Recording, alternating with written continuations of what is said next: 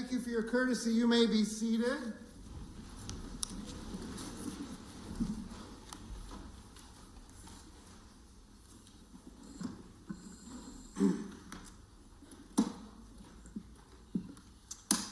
We will open our record. We're here in case number FECR 051688, State of Iowa versus Kristin Ramsey.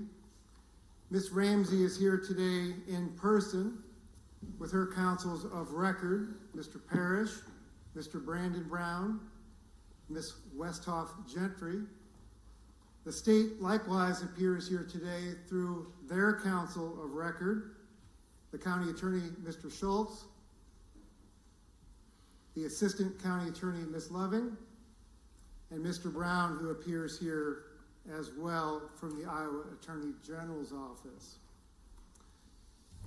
Ladies and gentlemen, we have a large crowd here today, and so I want to start by saying that we are here today to conduct a hearing, and the outcome of this hearing, the court recognizes, is important to all concerned. As presiding judge, it's my duty today to ensure that this hearing is conducted with dignity and respect, so that each side, when they leave this courtroom, can say after the hearing has been held that a fair hearing was held.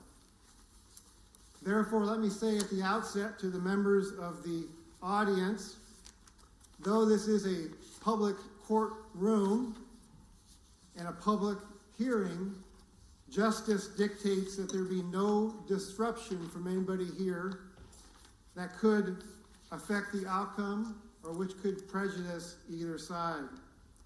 Therefore, to ensure a fair hearing, I'm going to put the following rules of decorum in place. Number one, upon entering or leaving the courtroom, please do so quietly so as not to interfere with these proceedings. If you have a seat, please remain seated unless you are entering or leaving the courtroom. Do not converse in audible tones while court is in session so that you can be heard by the court of the parties, because that would distract from these proceedings here today. No outbursts by any person will be tolerated, and if there are any outbursts, they will be dealt with immediately by the court, and any offending party will be removed from the courtroom. I think the easiest way to convey what I mean is that I expect you all to conduct yourself in the same manner that you would want people to conduct themselves if you were a party to this case. Now, I will not repeat this going forward, and I expect and know that you will each conduct yourself accordingly. With that, let's proceed to the hearing that is before the court today. Before we came into open court, the defendant filed a written arraignment, which the court has reviewed, and I will enter a not guilty plea as set forth in the written arraignment in the record. The defendant has waived her right to a speedy trial. So the first item of business will be to pick a trial date. And so, Mr. Schultz, I'll turn to you first. What do you propose as a trial date?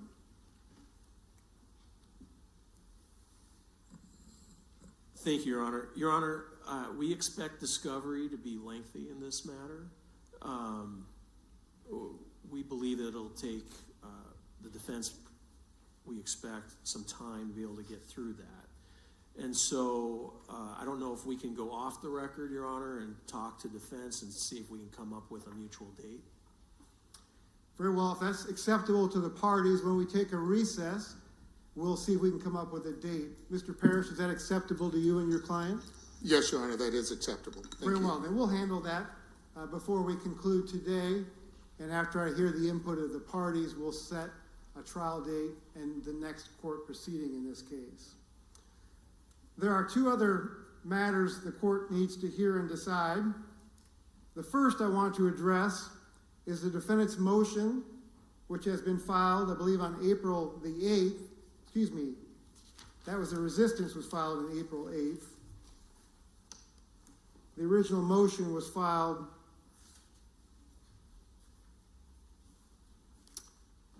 on March the 19th.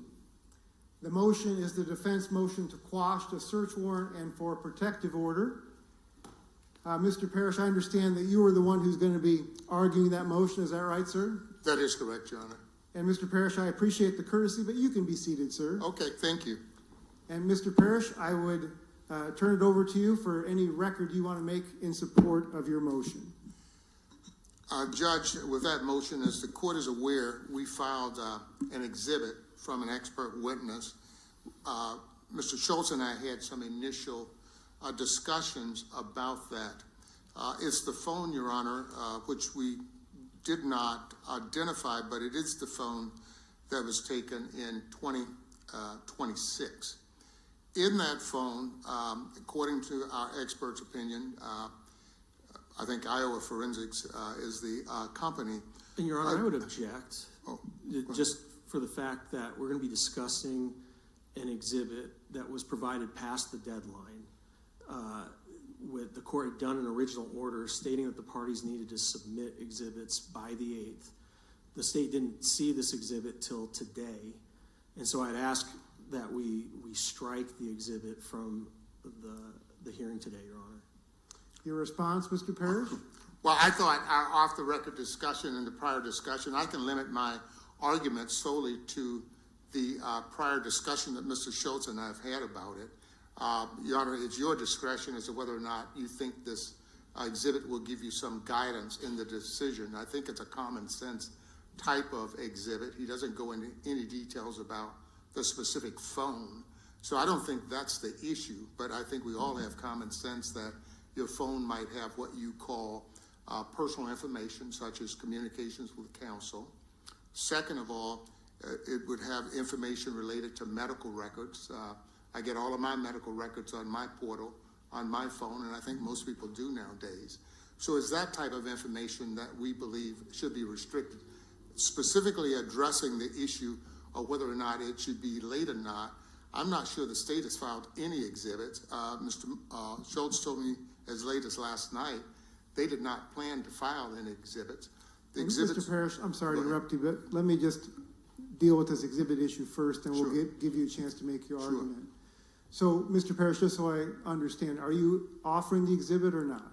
Yes, we believe the exhibit should be presented. I think the court in its discretion to see whether or not it is informative to the court as to what type of information might be private. But I'm sure with the number of cases I've handled in this area, I can make a professional statement. But we think the exhibit ought to be accepted by the court. The state has a copy of it. They can review it. They can determine whether or not they see something that's objectionable about it. We would leave it at that, Judge. Mr. Schultz, just so I understand, you're not asking to continue the hearing, you're just asking to exclude the exhibit, is that correct? Yes, Your Honor. And so tell me what the reason is for the exclusion? Well, Your Honor, the court had entered an order that we exchange exhibits prior to the hearing. I believe they need to be exchanged and filed by Wednesday of this week at 4:30. That was not done in this case. This exhibit was filed this morning. It doesn't provide us an opportunity to really respond to it other than to verbally, I guess, get into it. We don't have our own expert now to rebut anything that Mr. Parrish is stating. I'd ask the court to strike it, and if not, then give it limited weight. So I guess that's why I asked the question about the continuance. You're not asking for additional time to hire your own expert to counter the exhibit, is that correct? Correct, Your Honor. We're not asking for continuance. Very well. Well, the court hasn't seen the exhibit, so Mr. Parrish, I'm going to reserve ruling as to whether or not I consider the exhibit because I haven't had a chance to review it, but I will admit it into evidence. The question is going to become whether or not the court gives consideration to it. So with that understanding, Exhibit A is admitted. I appreciate that, Judge. Now, I would say not arguing the exhibit, what it goes to. We have to first of all determine what type of phone our client had in their possession that was seized. Mr. Schultz and I had a lengthy conversation in his office about what information may be private and what information might be subject to their access. I will say this, we have no issue with the access to the information that the state is seeking, because I think we discussed whether or not we would be actually asking for what's called a protective order with regard to privacy matters, or whether or not there would be information that the state feels might be important. So I would say, Judge, it's really a common sense application to this. I've discussed how in the past judges have handled this matter, which they've said, this is certain information in federal court is handled by, they will do what they call a taint team. That taint team will look at that information. They will decide, well, is it attorney-client privilege? Is it medical records coming from a certain doctor? Is it her son's medical records that would be irrelevant to anything? Or their conversation, all the privileged areas such as spousal privilege, that is protected. We don't think the state in their initial warrant, and I believe Mr. Schultz has properly indicated, they have not actually issued the warrant yet, and I get that, because I believe he indicated he was going to hold up until you would give us some direction as to how that should be handled. I will tell you from my experience how we've handled it before, either with a tape team, which is just automatic in federal court. In state court, a few state court judges have said, okay, let an independent examiner have it as opposed to the DCI. My last experience was with the DCI, where the DCI had actually seized the phone, asked the judge for a warrant, and there was private information on that phone, and the judge assigned an independent forensic examiner to look at it to exclude. Under what's called the Cellbrite software download, in that instance, they download everything. They just put it on a software, everything goes into it. So that means that with regard to Ms. Ramsey's phone, all her private information would go to the government without any of the protected order. So all we're saying is, I think we can work out an agreement with them where if they wanted to, we could say, okay, this is excluded. But we would want our expert there watching that download to make sure that private information is excluded. Clearly, they have a right to some of the information, and that might be on it, may be relevant to them. I think they're entitled to get it. But a private protected information under the protected area that is statutory in Iowa, they're not entitled to have it without a specific request to you. Does that conclude your argument, Mr. It does, Parrish? Your Honor. Thank you. Very well. Mr. Schultz. Thank you, Your Honor. Your Honor, just for the record to be clear, search warrants are secret, and they're secret for a reason. But I will clarify, because I want to clarify the record. Search warrant was originally done, which allowed us to seize electronics, including the phone of the defendant. Another search warrant was issued but not executed because we are waiting to see what this court is going to do. And so I want to be clear on that point. It's not something we would normally argue about because these are usually secret. But in this case, since it's being discussed today, I want to be clear on that. You know, the reason we have search warrants is to protect the rights of citizens under the Fourth Amendment of the Constitution and Article 1, Section 8 of the Iowa Constitution. It protects us from unlawful seizures. It also protects our right to privacy. But the reason we have a search warrant is to balance those rights with the interest that the state has in order to collect evidence when a crime is committed.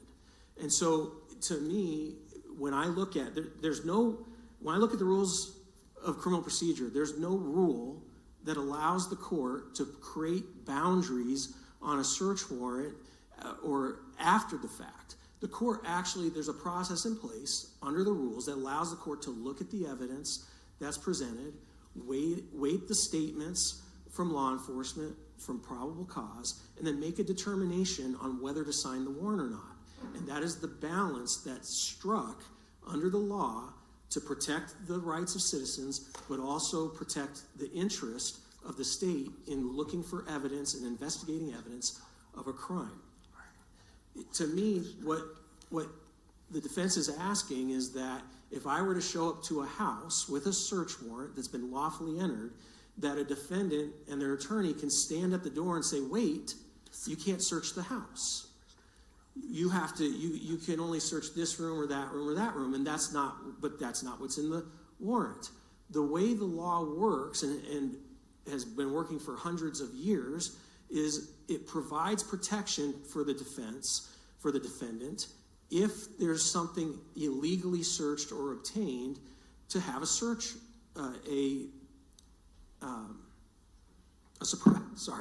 having a brain fart, Your Honor, to file a motion suppress and to suppress the evidence. And that is what, in this case, should happen. The defense shouldn't be able to stop the state from going in. If they go into the house and find evidence that's relevant, that's not in the search warrant, they're required to go back to the court and apply for another search warrant. And it'd be no different in the case of a cell phone. If we were to go through the cell phone and find something that wasn't in the parameters that the court signed in the search warrant, we would be required to come back to the court with another search warrant to search for the items that are relevant. If something is privileged, then the court will make that determination after the fact through a motion to suppress, saying that the state's not allowed to use that evidence. And that there is no case law, there is no rules in criminal procedure that allow for the court to put boundaries after the search warrant has been signed. And so, in this case, Your Honor, we're asking the court to allow us to execute the search warrant and any future search warrant that we may ask for in the future, to allow us to do the investigation that we are allowed to do under the law. Thank you, Your Honor.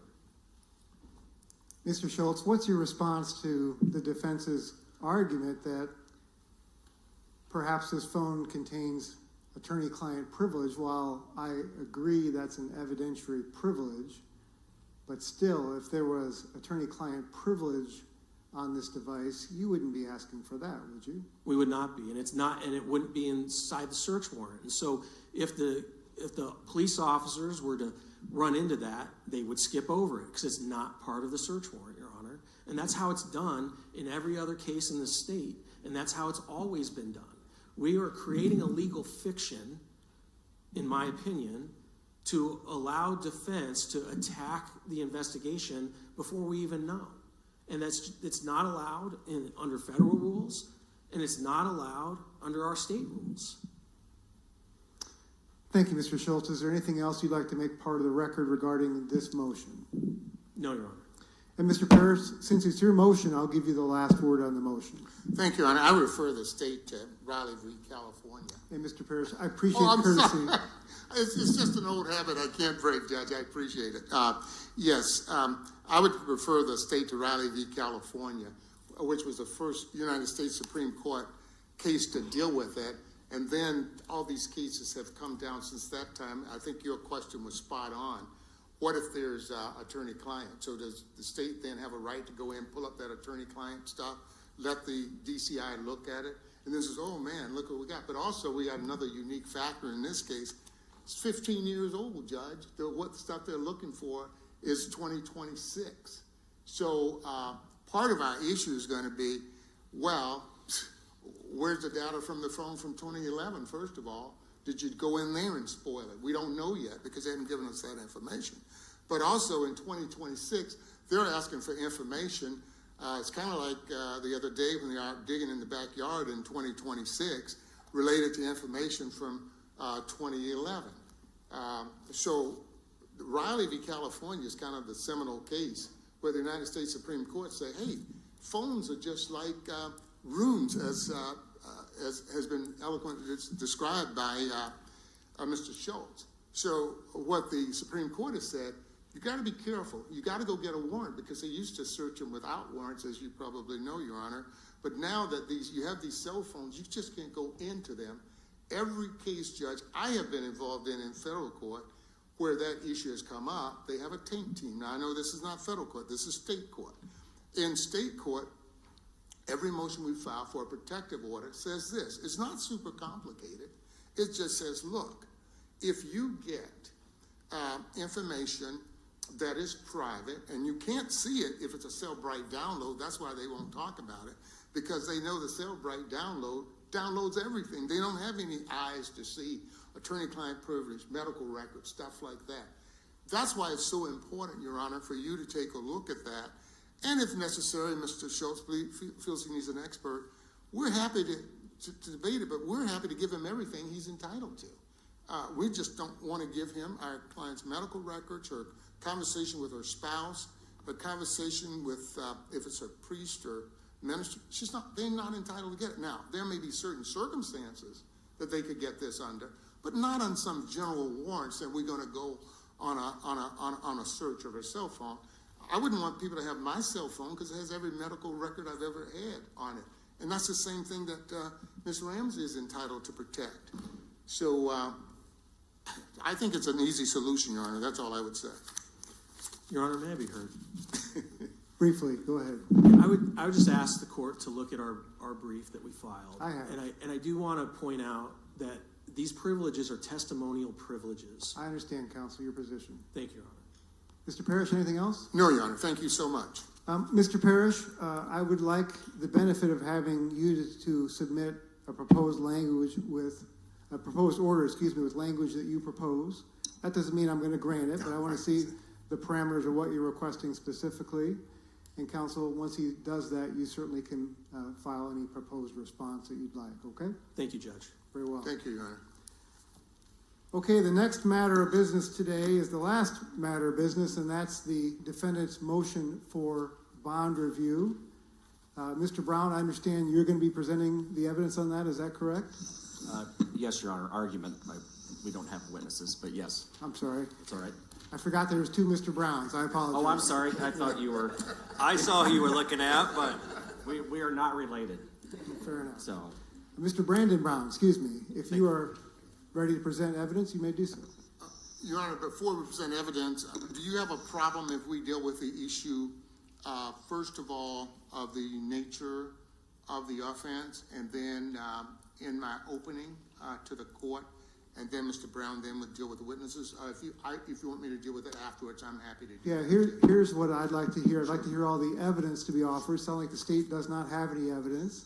Then I'd like to hear the arguments of counsel regarding what you believe the court should do, okay? Thank you, Your Honor. And you don't mind us splitting that portion of it? No. Because we won't get into the nature of the offense with the witnesses. Thank you, Your Honor. Appreciate that. Mr. Brandon Brown. thank you, Your Honor. May it please the court. The court is well aware of the factors it must consider when... Mr. Brown, I'm sorry, maybe I wasn't clear. I'd like to hear the evidence first. Yeah, I'm just going to give you a brief summary of what we'll expect from our witnesses. I don't need to hear that. Just Okay. present the evidence. Fair enough. We would call our first witness then Kristin Williamson, Your Honor. Okay.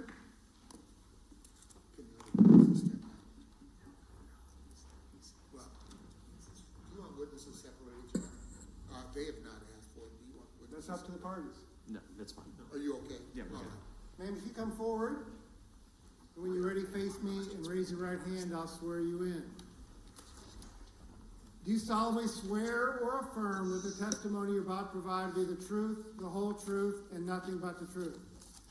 Please be seated. Ma'am, that microphone in front of you, you can move your chair to get a little closer. If you could make sure to speak into it so we can all hear you, that would be appreciated by the court. Counsel, when you're ready. Thank you, Your Honor.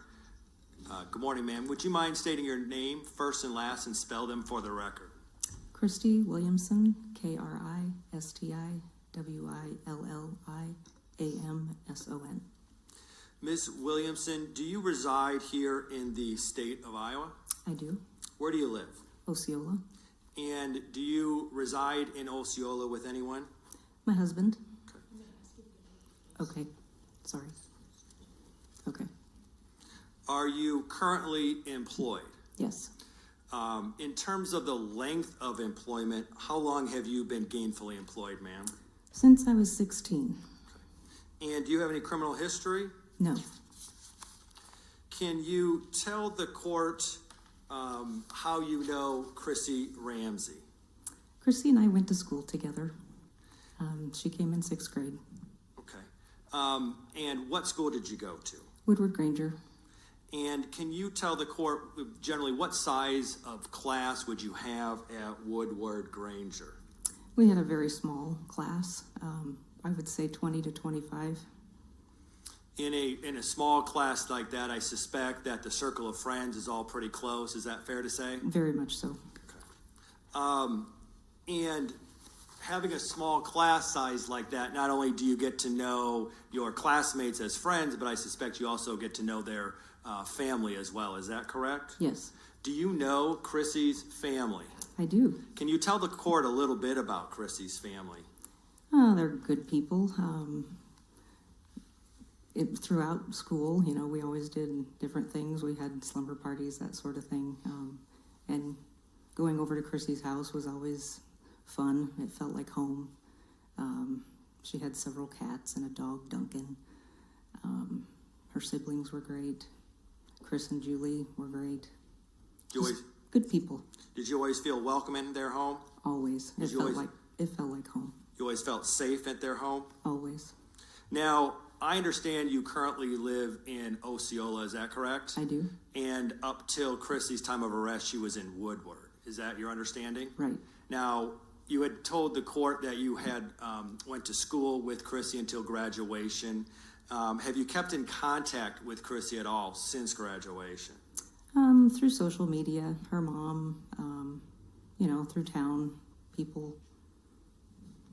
Okay.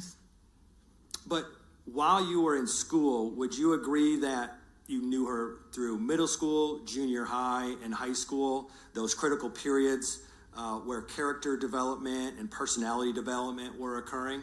Yes. Can you tell the court a little bit about Chrissy's character that she exhibited as you knew her and as she developed it through those important developmental years?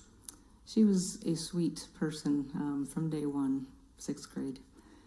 Very good, caring, compassionate, selfless person. She would do anything for anyone. Did she have a lot of friends? She did. Everyone liked her. She got along with everybody, is that correct? She did. What kind of activities would you do with Chrissy while you knew her in school? School things, of course. I think we were 7th grade basketball cheerleaders. I think we were only 2 at that time.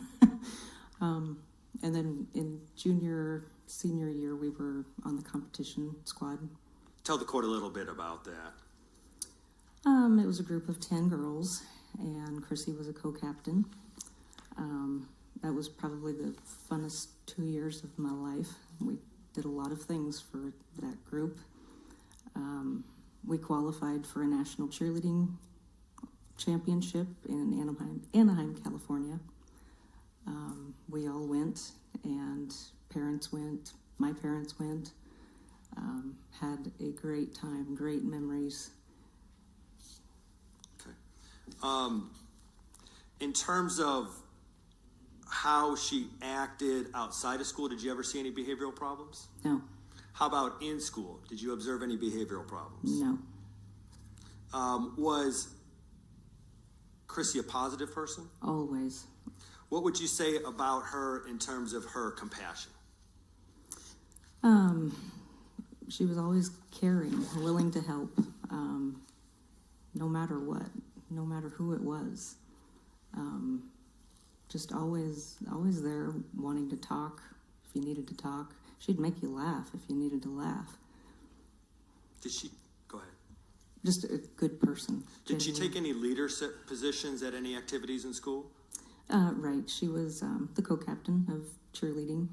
And let's see, that's all I can think of right off the top of my head right at the moment. But a very well-respected person all throughout high school. Everybody wanted to be around her, liked her. And her reputation through school? Excellent. Okay. What was she like in terms of trying to attain popularity? Did you observe anything along those lines? She didn't try to be popular. She just was, because everybody liked her. She was a good person to be around. Did you ever see any evidence of bad character being exhibited by Chrissy? No. How was her temperament as you knew her throughout school? She is probably the most even-tempered person I know. I have never seen this girl be angry, mad, or upset. Ever. If I were to ask you, what was the worst thing that you ever saw Chrissy do, what would you say? Well, traditionally, in high school, as cheerleaders of the football team, we may have TP'd the football players' houses. That is the worst I've ever seen. Okay. Was Chrissy a helpful person? Always. Did she demonstrate empathy for and care about people throughout school? Yes. Was she responsible? Yes.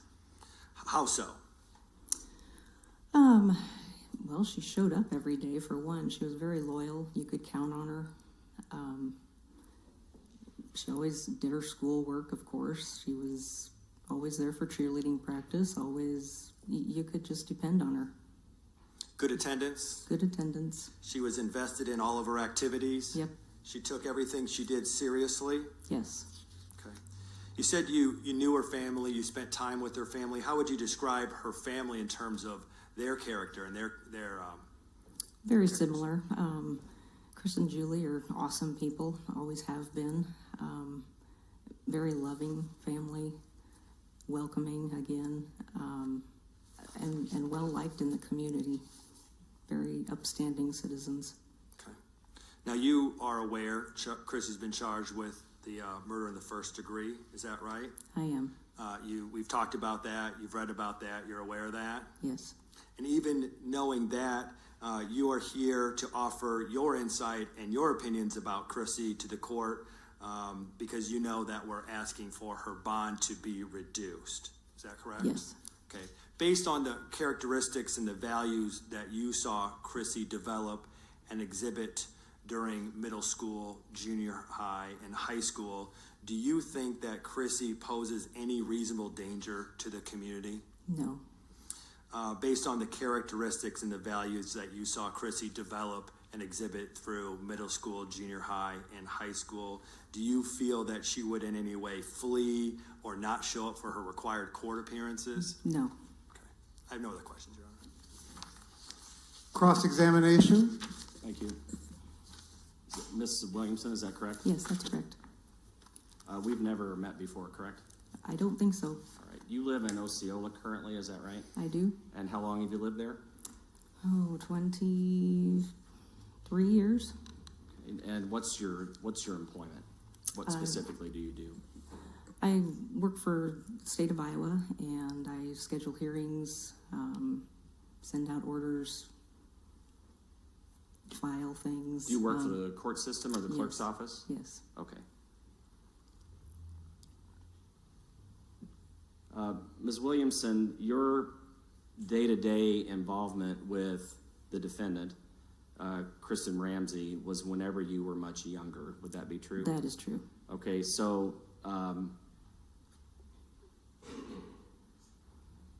middle school would have been like the early to mid 1980s. Would that be right? Yeah. And what year did you graduate from high school? 91. Okay, and would the defendant have been in your class at Woodward? Yes. So she would have graduated in 91? Yes. And then your lives would have separated at that point. Would that be true? True. So you didn't have any regular contact with her after 1991. Would that be true? Just through, the community. My mom still lives there. My sister still lives there. And I still have friends there. So other people would tell you about things that the defendant might be doing, things of that, correct? Sure. She wouldn't have consulted you on large life matters. Would that be true? No. So anything that she would have been doing with her business, with real estate, she doesn't consult you about that, No. correctly? No. You don't have any conversation with her about business dealings, correct? No. Or her financial condition? No. Nothing along those lines? No. Has she ever asked you for a loan or asked you for any money or anything of that nature? No. All right. Prior to Kristin Ramsey being charged, with murder in the first degree, when would have been the last time you would have had any communication with her? Probably shortly after graduation, I would presume. I cannot think when the last time was, but I kept track of her. I think we kept track of each other. We just may not have spoke. So if things would have changed with regard to her demeanor, her personality, things that she would have been involved with, you would not have had any direct knowledge of that, correct? No. Are you aware of any drug use that Kristin Ramsey has engaged in? No. Anything that would relate to methamphetamine or marijuana? No. Would it surprise you if those drugs were in her presence? Absolutely. What about firearms? Did you ever see or know Kristin Ramsey to use a firearm? No. Would it surprise you if there's information that she had used a firearm in the past? Yes. Even if it would have been legally, would that be true? Yeah, I would be surprised.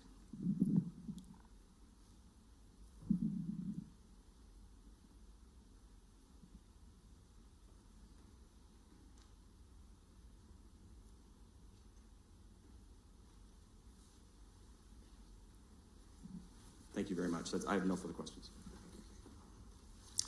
Any redirect, counsel? Just briefly, just so we're clear, the physical distance is why you no longer have any more contact with Chrissy. Is that fair to say? Correct. There was no falling out or anything like No, that? no. We just live separate lives. No further questions. Thanks. Ms. Williamson, you can return to your chair. Thank you. Please call your next witness. Thank you, Your Honor. We would call Jean Grell.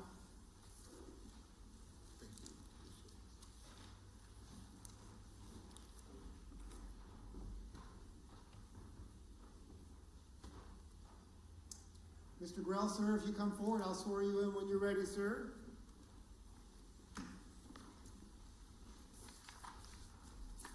You would please raise your right hand. Sir, do you solemnly swear or affirm that the testimony you're about to provide to be the truth, the whole truth, and nothing but the truth? Yes, sir, I do. Please be seated. Mr. Grell, if you could likewise move your chair close to the microphone so you can speak into it so we can all be sure to hear you, I'd appreciate it. Counsel, when you're ready. Thank you, Your Honor. Will you please state your first and last name and spell them for the record, sir? Yes, my given name is Eugene. That's E-U-G-E-N-E. The last name is spelled G-R-E-L-L. And Mr. Grell, my understanding is that you are somewhat hearing impaired. Is that correct? That is correct. Okay. If there's at any point that I'm speaking too loud or not loud enough, would you please let me know? I certainly will. Okay. Do you currently live here in the state of Iowa? Yes, I do. And what town do you reside in? I live in Woodward. Okay. Are you currently employed, sir? No, I am officially retired. In terms of past employment, can you outline for the court what you've done over the course of your life? Yes, I have a BA from Augustana University in Sioux Falls in education. I have an MS from Creighton University in Omaha in school administration. And then in terms of employment? My first job was in Southwest Iowa, and I was a teacher for 7 years with special needs children while I worked on my degree over at Creighton in school administration. Then I became a middle school principal, which you only do when you're young, I found out. I became unhappy with education at that stage in life, and so I opened my own restaurant in a small town in Southwest Iowa. My son, my wife, and I ran it. Then I was approached by a convenience store chain owned by the Kroger Corporation over in Omaha to come to work for them because I had both business experience and the educational background. And so I became a professional trainer, working with, first of all, store-level employees. Then I moved up to building them an assistant manager training program and finally doing seminars for the managers at the store level. When Kroger downsized in the late 1980s, I knew my job was going to go away. That's usually what happens when corporations downsize. And so I started looking for a job. I took a job down in Falls City, Nebraska, for only 1 year as their elementary principal. I guess the only way to put it is my wife and I could never get used to the Nebraska culture. And so I applied for a job and took a job up in Northwest Iowa, not too far from where I originally grew up. And in that school district, I was initially their elementary principal. Then when the school combined with the school district to the west of us, I became both the elementary principal and their curriculum coordinator. And then, go ahead. Yeah. I've done lots of things in my life. My wife was life flighted from Omaha, from Spencer, Iowa, to Omaha, and had 2 different types of transplants done. And so I retired at the young age of 53 to care for her the rest of her life. She lived 13 more years. And during that time, whenever she was medically stable, I then took part-time jobs. So I have worked for CPAs, a local firm, during their tax season. When they were done with me, then I would move over and worked for both ACE and Hy-Vee as their garden center coordinator, manager, whatever you want to call it. I also worked for the county here in the auditor's office for the last time, this last past election, because first of all, my hearing is getting questionable, and because my age is advancing. So with them, I worked again during the entire election process, getting things set up. In fact, I'll head over and make sure they're online to do what they're supposed to be doing in the upcoming election in June. How about volunteering? Are you doing volunteering as well? Yes, my son tells me I have retired at least 12 times. He's probably a little shy on that. It's probably more than that. I have done social ministry for Mount Olivet Lutheran Church over in Perry, which is where I go to church and where one of the Ramsey members also attends. And social ministry involved a lot of things. We operate a bedding service out of the church, especially when the packing plant was still there. Tons of people being pulled in by Tyson who come with nothing. And so the church purchases bedding that they can check out. Then we started a co-op program with the Optimist Club in town. They now purchase the children's beds, and the church purchases the adult beds. And then as part of that, I just went out to the other churches in the area, and so we did socks and underwear drives for the school. We did coat drives in the fall.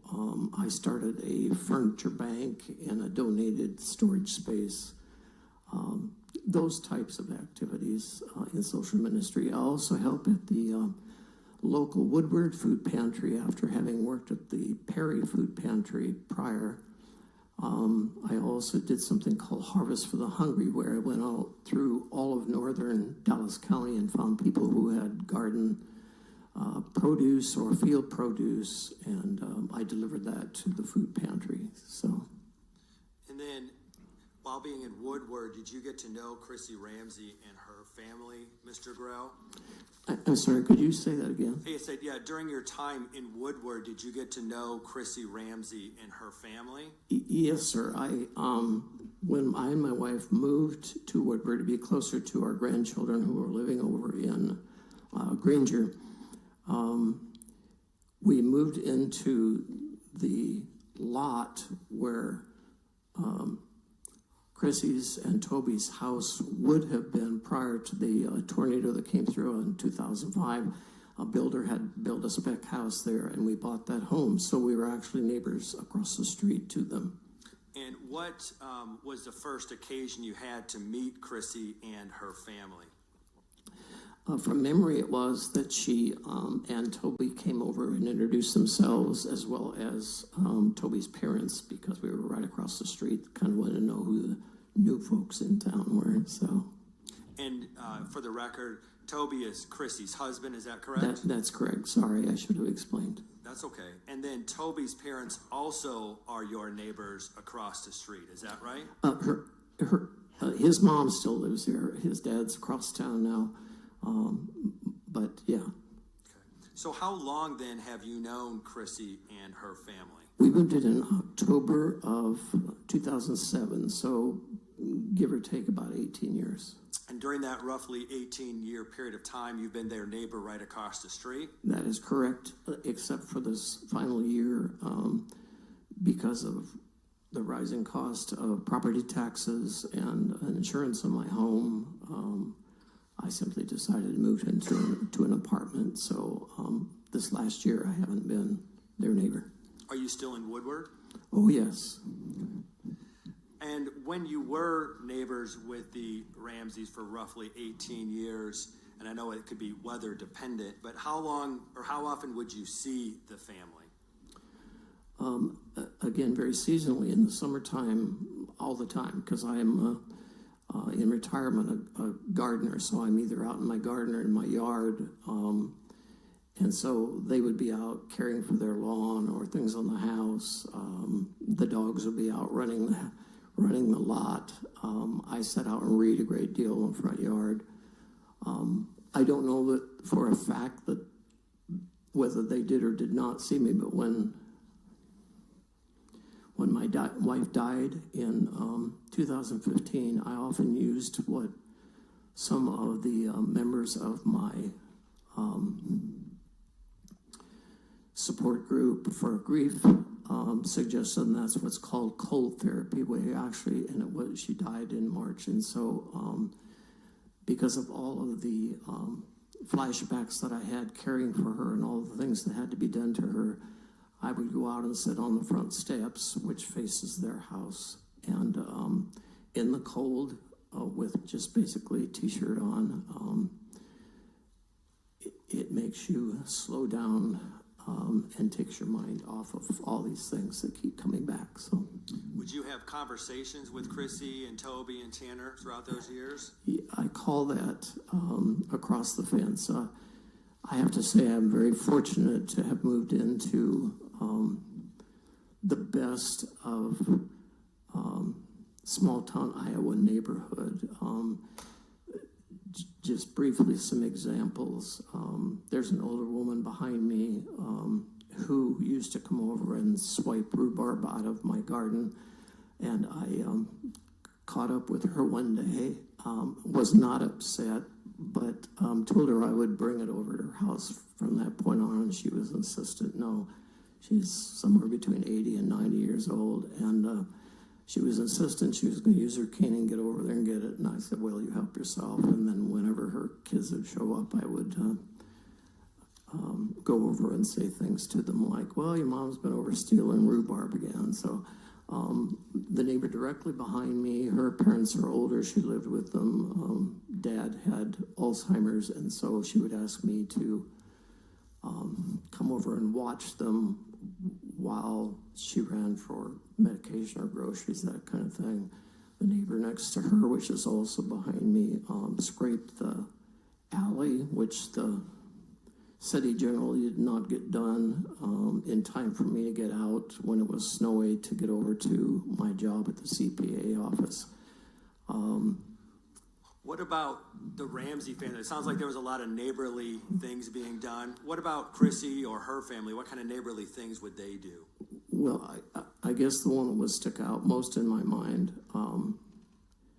we talked across the street, not the fence, but that sticks out in my mind is Chrissy would often send Tanner, her son over to scrape my front parking and the sidewalk up to my house. And I, of course, would come out with money and he would refuse it, which gave me an indication of what she was like.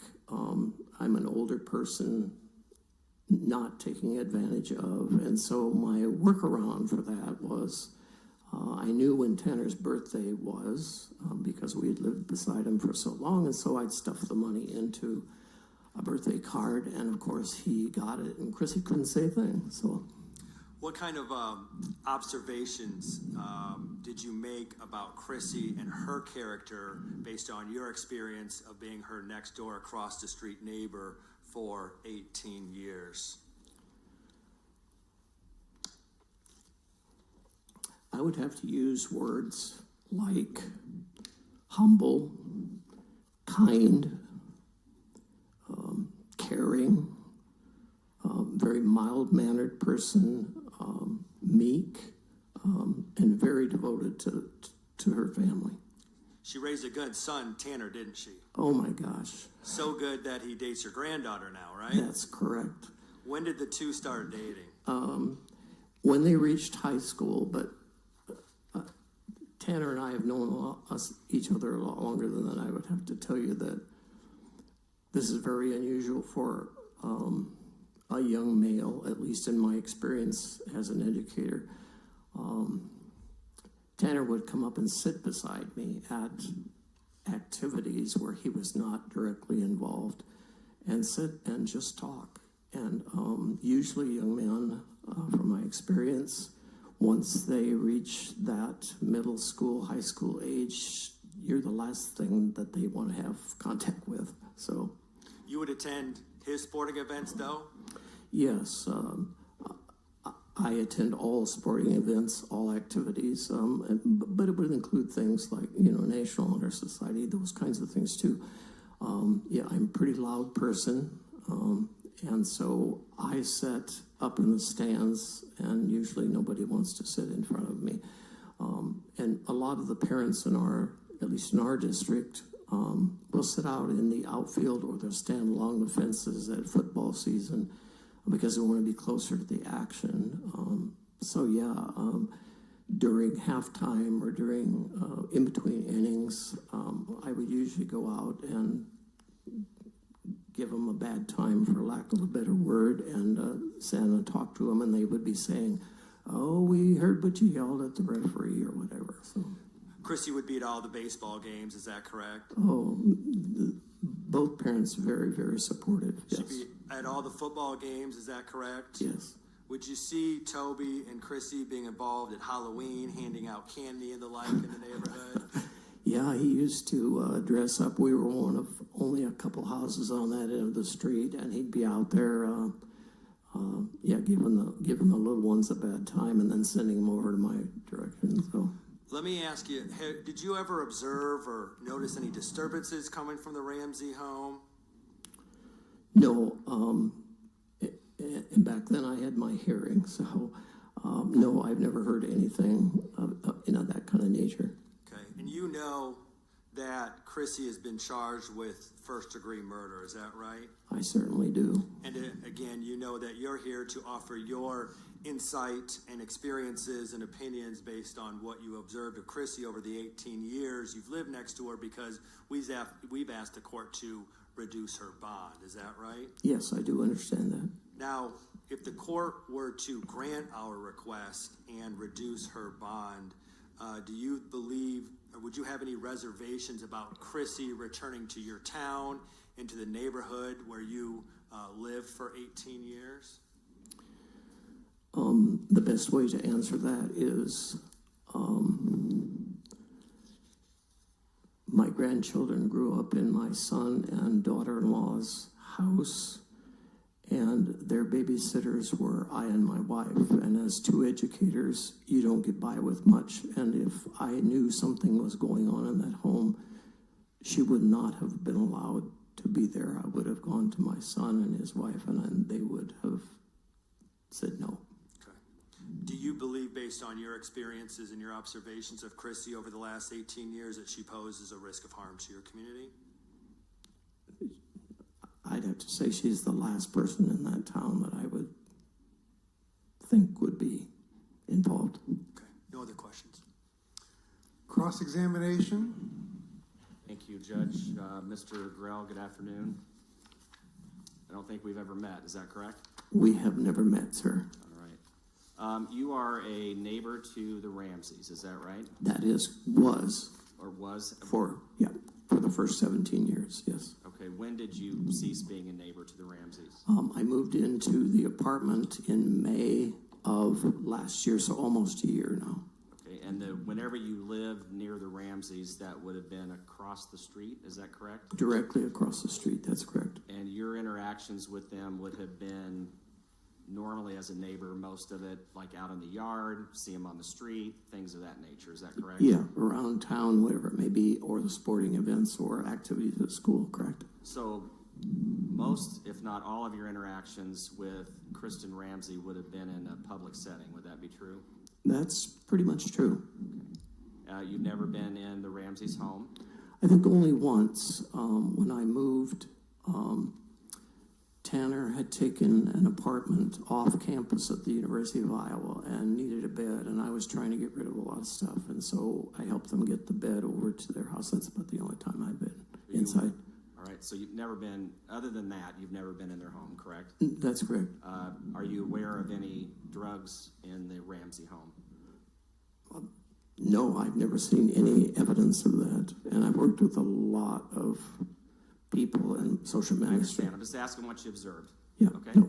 And you wouldn't have observed any methamphetamine, wouldn't have observed any marijuana in their home, No, correct? Never used or never observed either one of them using drugs. Is that correct? that's correct. Would it surprise you if those types of drugs were found in their home? Yeah, it would surprise me based on, my interactions. And are you aware that a number of firearms were in the Ramsey home? I had no idea they had guns.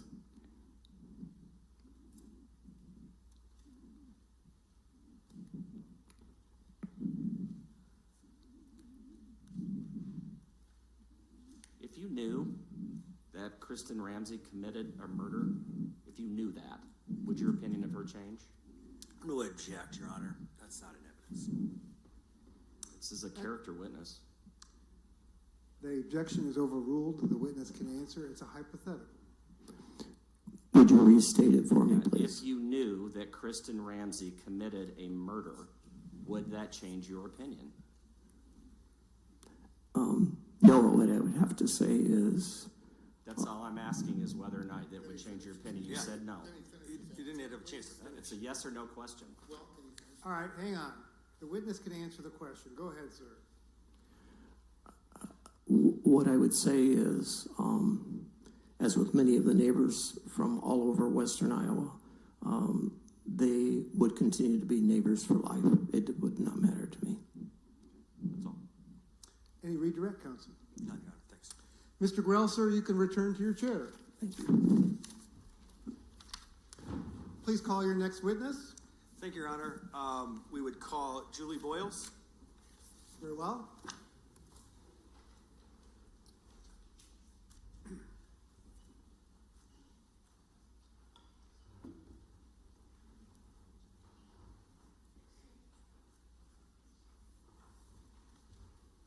Come forward, ma'am. When you're ready, I will swear you in, just like I've sworn the other people. So when you're ready, face me and raise your right hand. Do you solemnly swear or affirm that the testimony you're about to provide to be the truth, the whole truth, and nothing but the truth? Yes. Thank you. Please be seated. Because it appears you may be soft-spoken, I want to make sure you position that microphone, and if you need to move your chair, please do so we can all be sure to hear you, okay? Yes, sir. Thank you. When you're ready, counsel. Thank you, Your Honor. Ma'am, will you please state your first and last name and spell them for the record? Julie Boyles, Julie Boyles. Okay. I'm sorry. This chair doesn't want to move too well.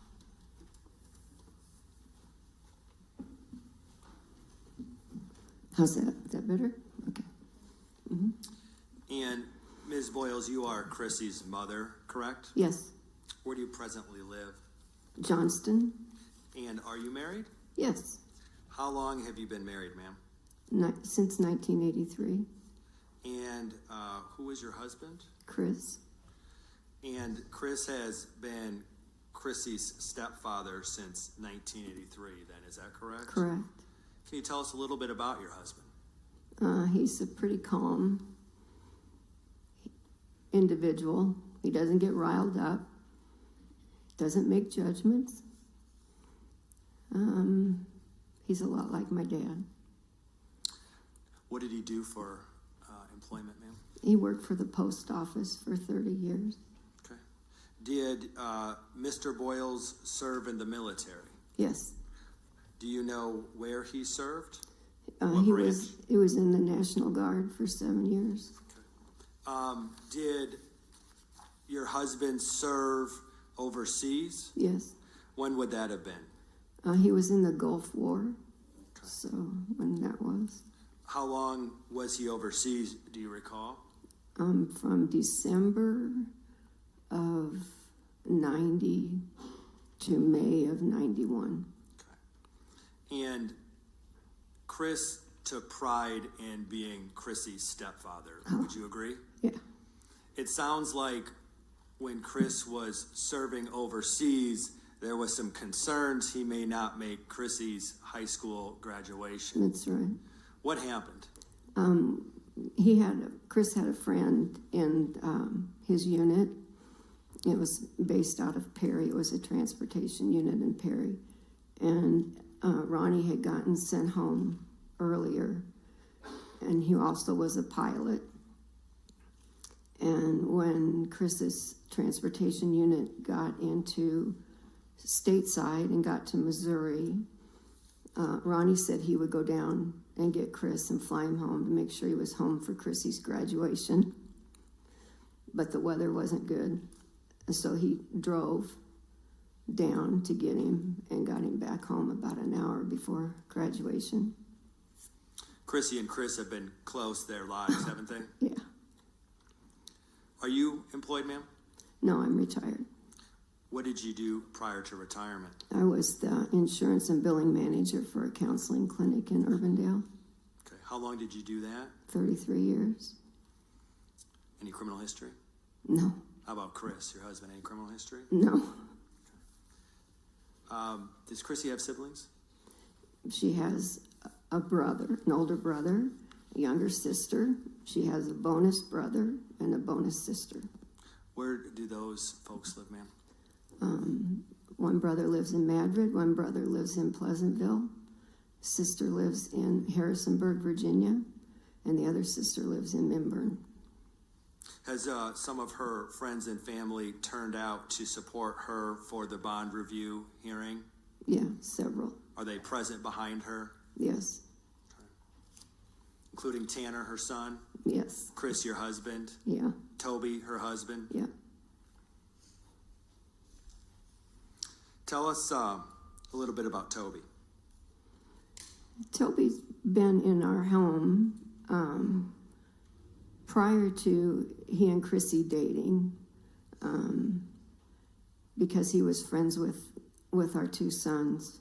And so it wasn't till Toby was a senior that and Chrissy was a freshman that they started dating. And so Chrissy would have dated Toby her freshman year? Is that right? They went to his senior prom. She was a freshman. Have they been together ever since? Yes. High school sweethearts? Yes. And Toby's family, do you know Toby's family? Oh, yeah. Yeah, of course. Does Toby's family live in and around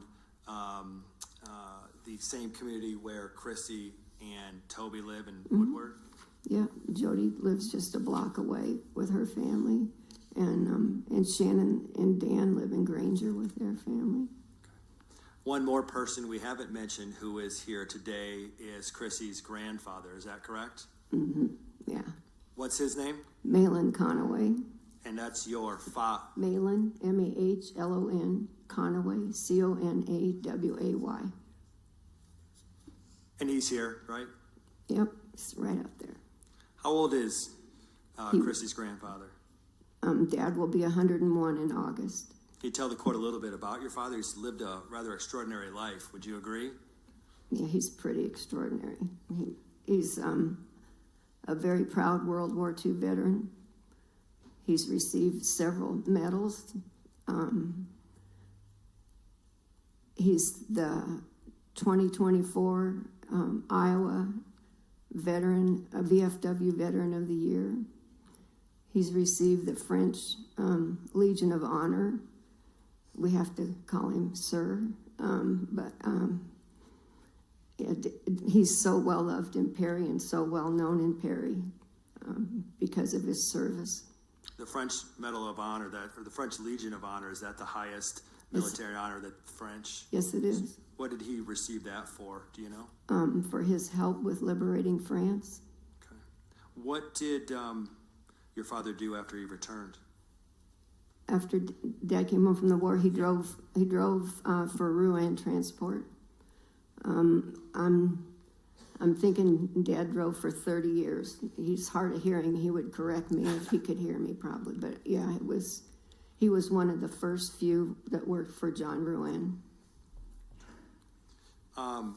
As Chrissy grew up in the home, you had pets around. Is that right? Oh yeah, we have a lot. Okay. Your family members would come and go and play with her. Yeah. How would you describe her upbringing? It was just a loving home. We care about each other. We're very close knit. We have a lot of fun together. Chrissy sounds like she was a cheerleader. Yes. Did she do anything else for extracurricular and co-curricular activities? She danced since she was probably 5. For how long? Till she graduated from high school. Was she a hard worker? Yeah. Did she keep jobs? She did. She helped defray the costs of dance lessons by working and teaching kids in dance studio. She worked in the daycare in Granger. She worked for the marina, Sailorville Marina.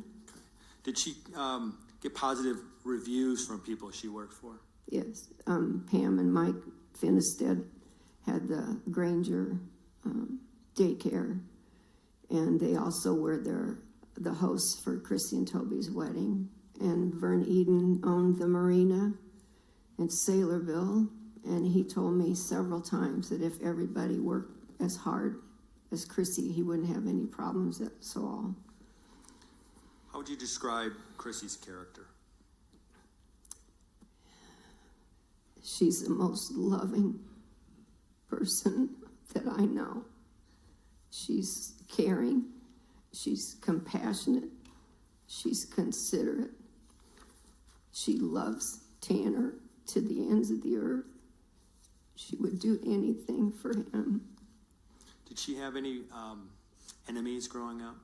No. Did she ever have a rebellious streak growing up? No. Did she have a curfew when she lived at home?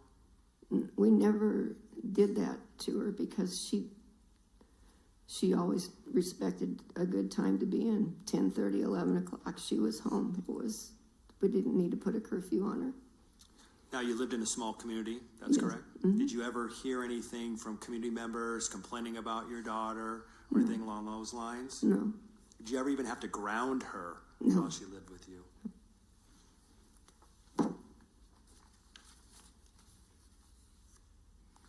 What kind of activities did you enjoy doing with Chrissy? Well, probably one of the most fun things we did. We both loved the Eagles, and so we would go to Eagles concerts together. Okay. Anything else? We enjoyed the day after Thanksgiving, going shopping. We'd plan that whole day out. Back when the Des Moines Register was big, and they had the big day after Thanksgiving newspaper, we'd plan our whole day. My mom would bring down her newspaper so we could have the Yonkers coupon out of there. And we had our delivery, so we had that one, and Chris had run over to the Quick Trip and get another paper. So when it was Annie and Chrissy and myself going shopping, we all had that $10 coupon we could spend. My understanding is you do not drink any alcohol, is that right? No. Your husband, Chris, does not drink any alcohol? Do you know the last time that you've ever seen Chrissy drink any alcohol? I honestly can't remember. Okay. Do you know whether Chrissy has ever used any illegal drugs or controlled substances to your knowledge? No. Chrissy's son Tanner was born in 2015, is that right? Yes.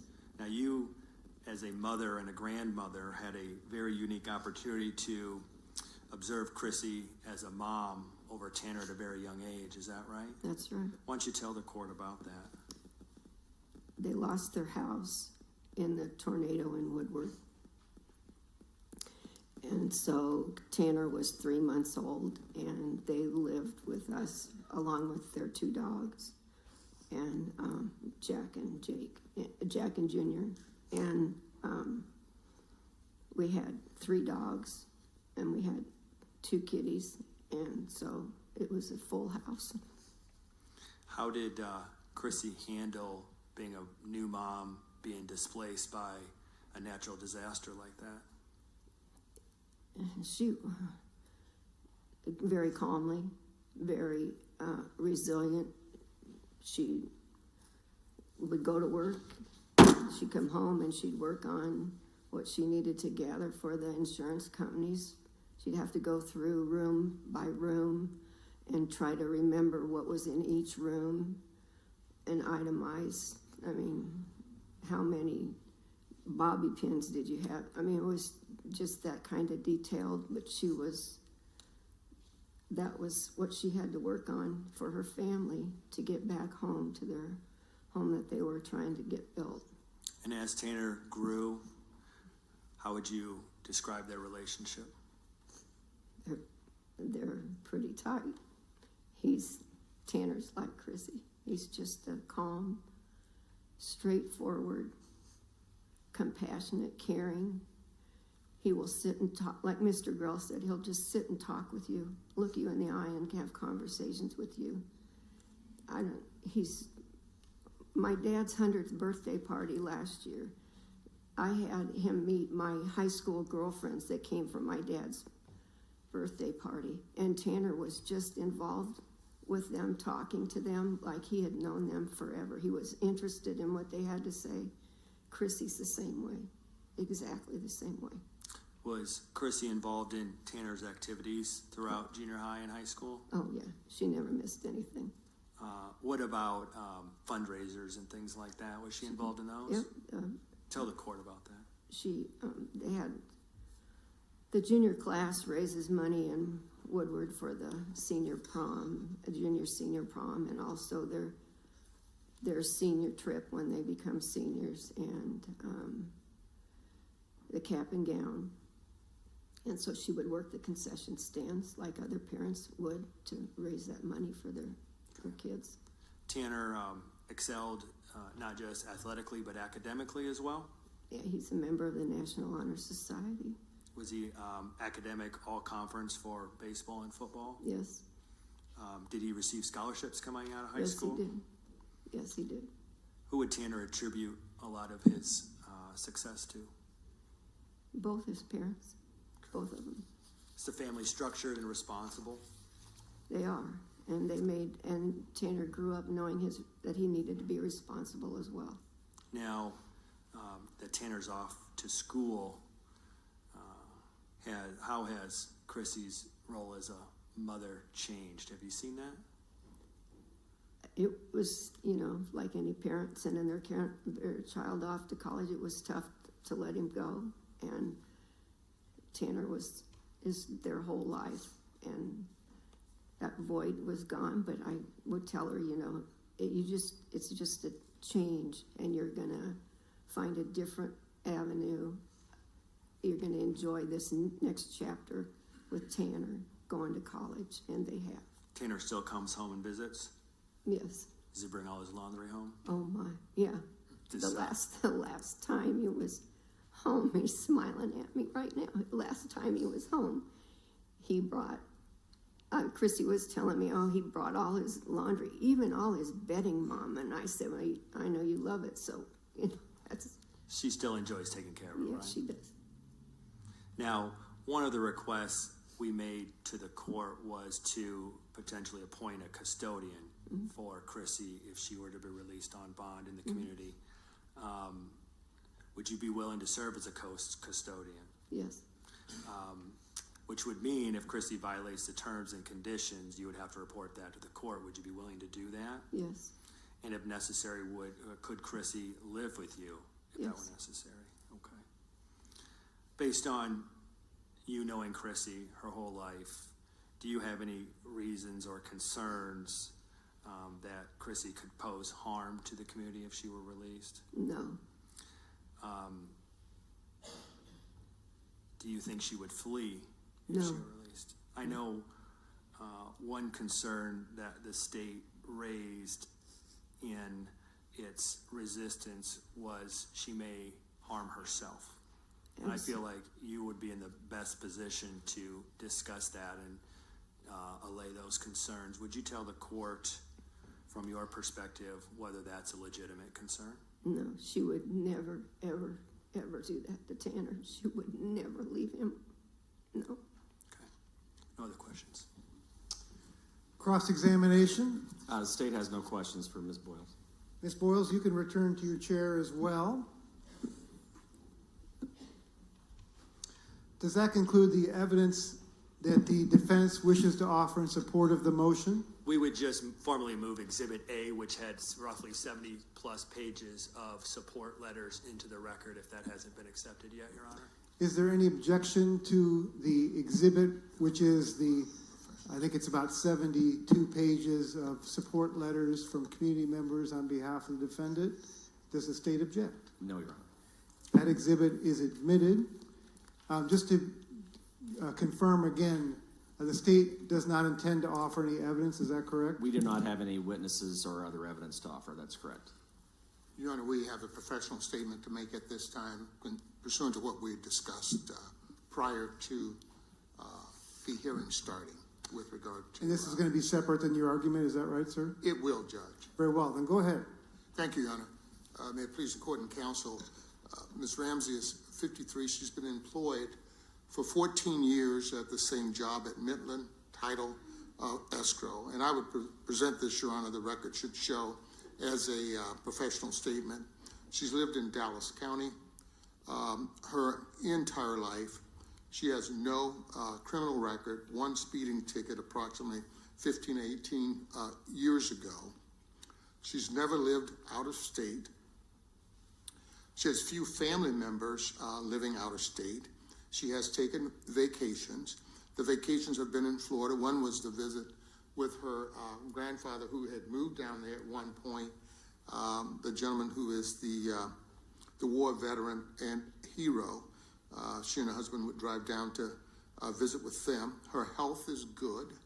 As a matter of fact, when she was initially interviewed by the sheriff's office, which is a well-run jail, Your Honor, I want to, the gentleman in charge of it has done an outstanding job there. When she was given the sheet, they checked on her. She had no emotional drama to the extent that they felt she needed additional help. They did one interview, then they did an interview approximately 14 days later. She's had no disciplinary issues. As a matter of fact, in the 4 visits that Mr. Brown and I have gone there, and just passing, the staff, which is an excellent staff, indicated she'd had no issues there. She indicates she can follow any conditions of the bond that the court would set on her within the parameters of what we will discuss later. All the firearms have been removed from the home. That was directed by our office to have that accomplished if the court were to allow her to go back home with those conditions. She would work if a job became available. And I believe, Judge, that's all the record that we would make at this time, and ask the court to accept that as a professional statement on behalf of, thank you.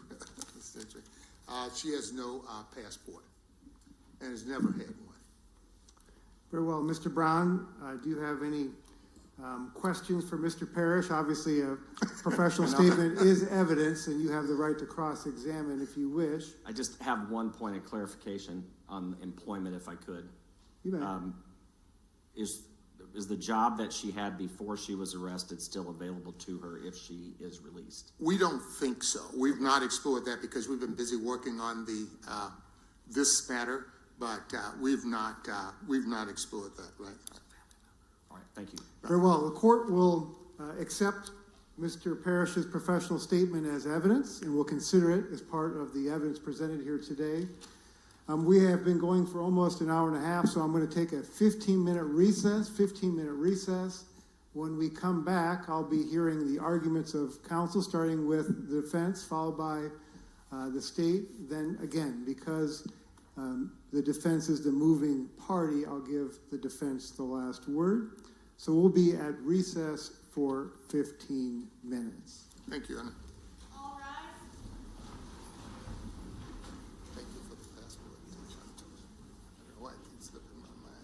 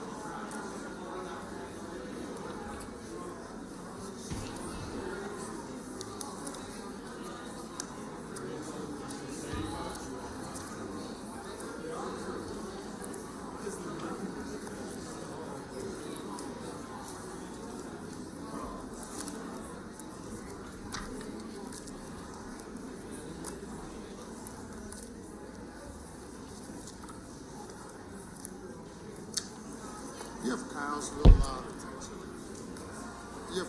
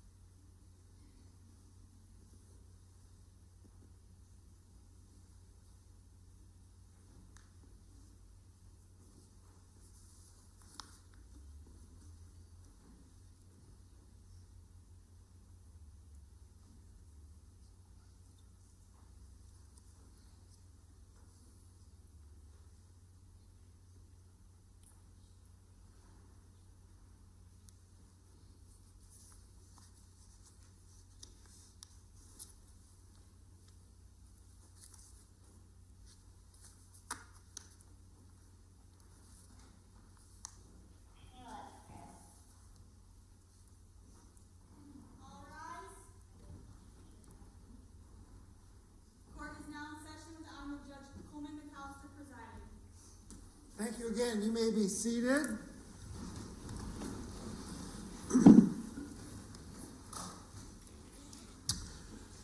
Before we turn to the arguments of the parties on the motion, I had an opportunity to discuss with the parties during our our next proceedings in this case. The parties have agreed and the court will approve the request to set trial for January 11th, 2027. January 11th, 2027.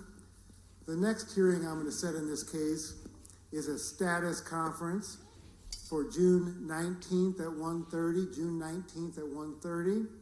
The court is setting that so I can touch base with the parties, see how the discovery or exchange of information is progressing, and so we can see if there's any further hearings that need to be held.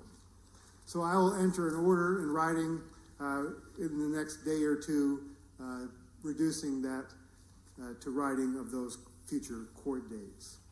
With that, thank you for your patience, counsel. Mr. Parrish, when you're ready, sir, I'll hear your argument regarding your motion for bond review. I am ready, Judge. May it please the court and counsel. Judge, if this is any guidance, I'm going to read from a transcript of proceeding in your courtroom in August of 2020, where there was a contested bond issue. And at one point, you pointed out to both counsel, one was Joe Chris, the other one was Jonathan Cowsey. You said, I would say that ultimately, whether or not these charges hold water will be the responsibility of the jury, not the court, at this stage of the proceedings. I understand that there's a factual dispute between the parties, and I'm not going to resolve that here now. That will be for the jury to resolve. And Judge, that's from a transcript I gave you the day at a Polk County matter, August 21st of 2020. And Judge, if that's your belief and philosophy, obviously we all change as time moves, but that's a pretty statement as to where we are in terms of this case, because you have seen the pleadings that have shown the incredible fight that we have on the facts. Now, whether or not they developed properly or developed in dispute from our discussions and where we are dealing with a case 15 years old where we all know there are incredible gaps. And from what we've been shown, there is nothing new. Nothing. With that in mind, Judge, I'd like to address briefly the three factors.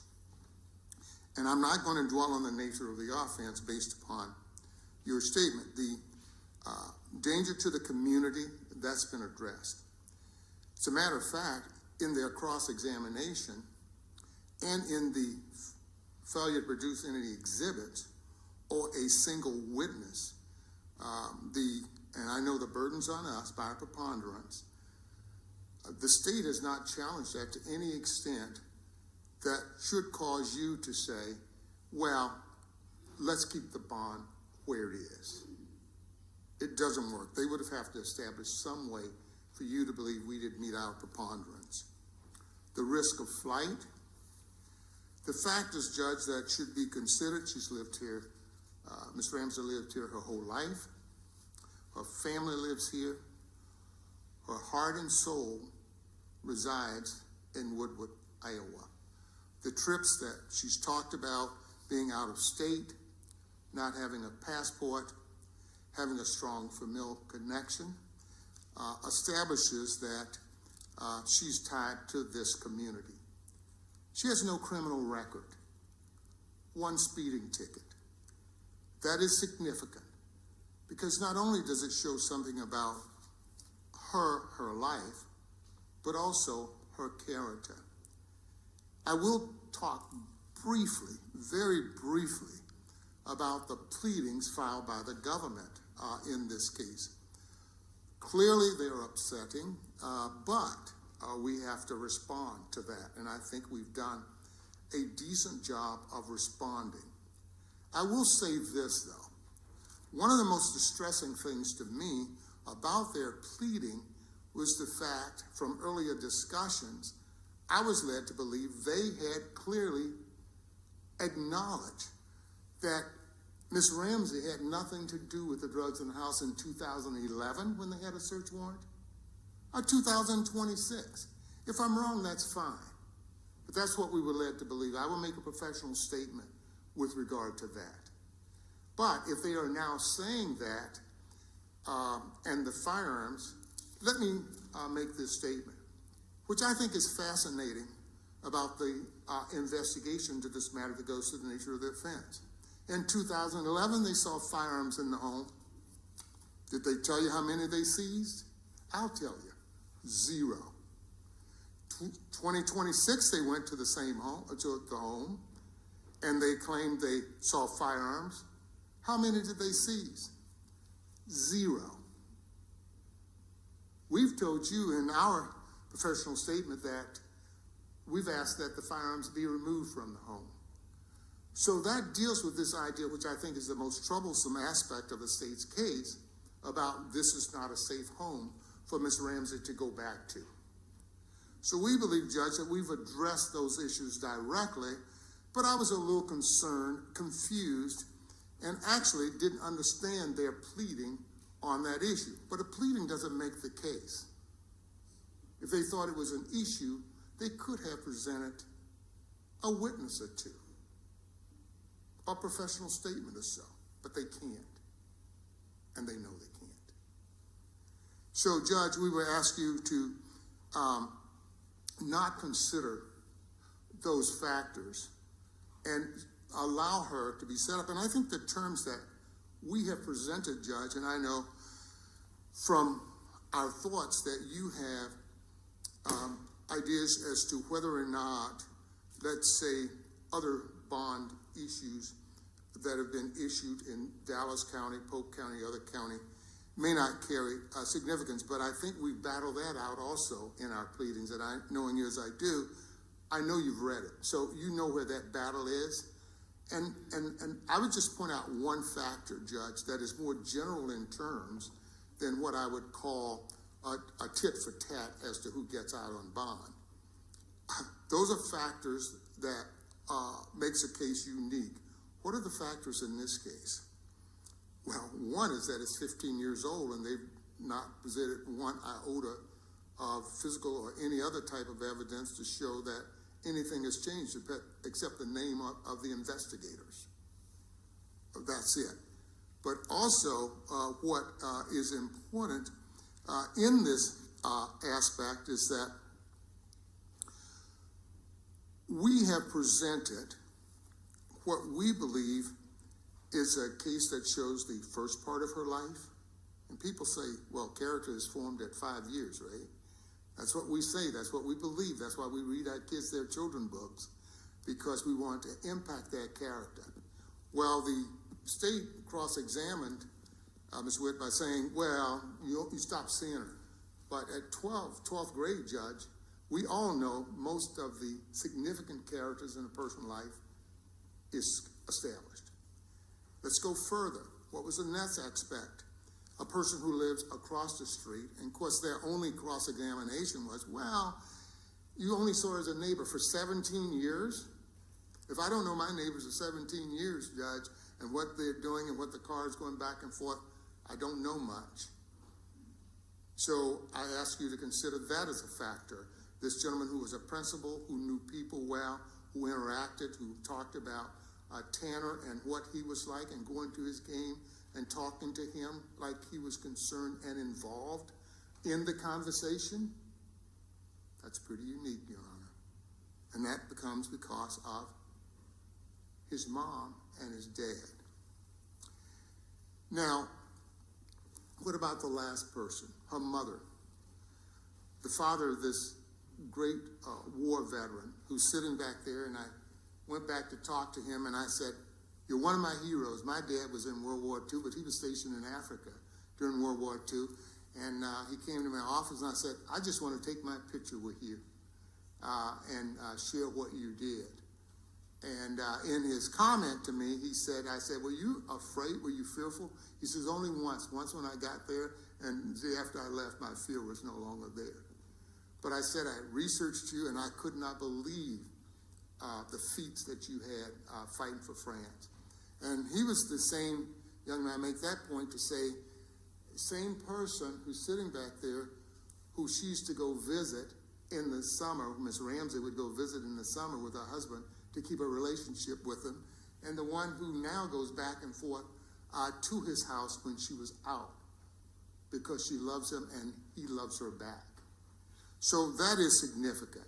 It shows the incredibly strong family ties. We put a map in our exhibit, Judge, that shows how these folks live in relationship to each other, all in close contact. Even a friend from high school, they talked about how they still stay in contact. Her gentle nature, how she responds to things, how she reacts, even at the jail, how she has had no disciplinary action over there. It's also important to show a little bit about her character, Your Honor. I'm not going to dwell on a lot of this, and a lot of this, Judge, I think, in terms of bond issues and stuff, this court understands. We did not present Ms. Gentry because obviously she was going to make a professional statement about Golan Park. That's out of Dallas County, but I don't think that's necessary to do. But let's talk, Judge, just briefly in my argument about the strength of the evidence. I will say this, Your Honor. You've tried a lot of cases in Iowa. So have I. In 66 of the 99 counties, I have tried cases. A lot of them first-degree murder cases. And in these murder cases, Your Honor, in state court, this is the first time I've ever walked in where there's a grand jury been assembled. The first time. And when I read the transcript over 2 weekends and read it again, I was stunned. But it doesn't matter whether I'm stunned or not. When I heard the officers say, hey, we've charged somebody, we got a lot of work to do, I was stunned again. And I don't even watch TV that much. It just popped up. So that tells you, Judge, they have a problem. When the state tells me, well, this is all we got, this is our entire case. When you read it, Judge, with your experience and with the experience that we have here, we understand there are issues. You don't wait 15 years and then you say, okay, let's make a go of it. But that's not your decision right now. I agree. That's not what you have to decide. What you have to decide, is she going to run? There's just no place to go. She doesn't even have a passport. Is she a danger? 17-year-old neighbor says, no. What does the mom say? No. Is she going to harm herself? No. If there was some evidence of that, Judge, during that evaluation that she had when she first got to the jail, obviously we would be hearing it over and over again, but we don't. Prior criminal record? Absolutely nothing. A person who served as a third-party custodian, actually in federal court, not to say that they do it better, I don't think they do. God, don't quote me on that, but I don't think they do, but they allow third-party custodians. But does she need one? We don't think, Judge, based upon the evidence that's been presented here, her conduct at the jail, her life experiences, her close-knit family, she doesn't need that. She should be able to go to her lawyer's office, plow through this truckload, they called it truckload of evidence that they're going to give us, that they've collected over 15 years, as opposed to sitting in the jail with us visiting 2 or 3 times a week doing that. That's not a factor, but Judge, I think you can consider that, balance that out with who she is, what her life has been like, and the incident. And then one of the most interesting factors, Judge, I found was that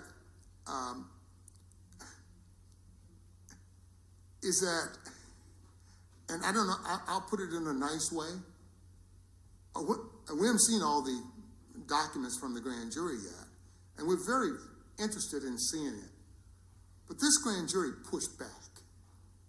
You know, this old saying about, well, you can indict a ham sandwich. I know it's hadn't happened in a couple of cases that are around the country right now. But the interesting thing, this grand jury pushed back. And the most fascinating part about the time the grand jury pushed back, these law enforcement officers said stuff that just didn't make any sense.